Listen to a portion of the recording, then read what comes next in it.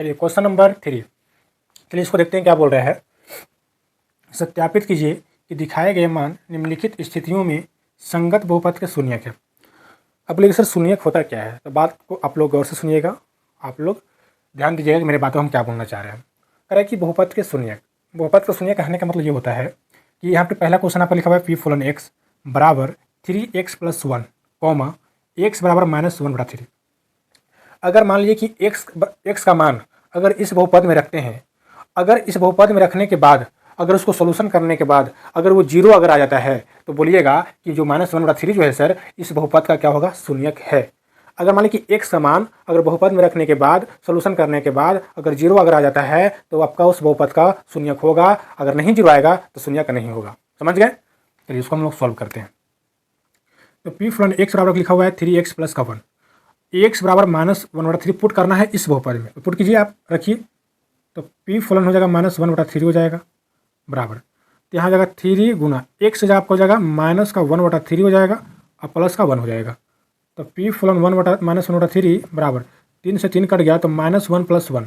तो बोलिएगा सर कि -1 + 1 इक्वल टू क्या होता है, जीरो होता है। तो हम क्या बोले थे, अगर एक्स का मान अगर इस बहुपद में रखने के बाद अगर जीरो अगर आ जाता है, शून्य आ जाता है, तो हम कह सकते हैं अतः -1/3 बहुपद 3x + 1 का शून्यक है। ध्यान सुनिएगा, शून्यक है। शून्यक क्यों है? क्योंकि इस बहुपद में x का मान रखें, उसका मान कितना आया, जीरो आया, तो इसलिए -1/3 बहुपद 3x + 1 का क्या हो जाएगा, शून्यक है, होगा, शून्यक है, कोई दिक्कत नहीं।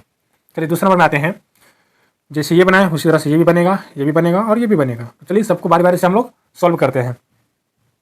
यहाँ पर हो जाएगा आपको x की जगह आपको रखना है 4/5 बराबर, यहाँ हो गया 5 गुना आपका x की जगह 4/5 हो जाएगा, माइनस का पाई आ गया, 5 से 5 कट गया, तो बोलिएगा सर पी फुलन 4/5 का जो मान आया है वो आपका 4 - पाई आया।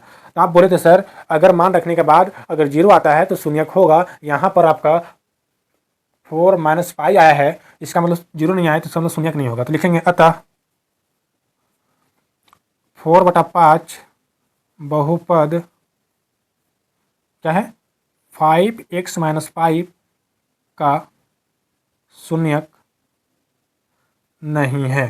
समझ में आ रहा है ना, ये शून्यक नहीं है। क्यों नहीं है? क्योंकि यहाँ पर x का मान अगर पुट किए इस बहुपद में तो मान कितना आ गया, 4 - पाई आ गया, जीरो नहीं आया, जीरो आता तो शून्यक होता, लेकिन यहाँ 4 - पाई आ गया इसलिए शून्यक नहीं होगा।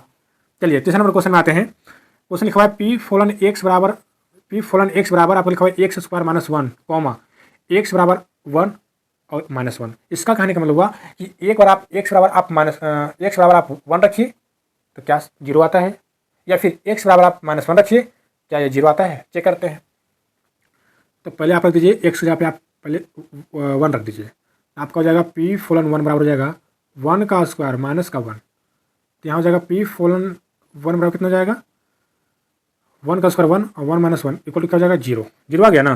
चलिए थोड़ा सा आगे बढ़ते हैं, -1 रख के देखते हैं।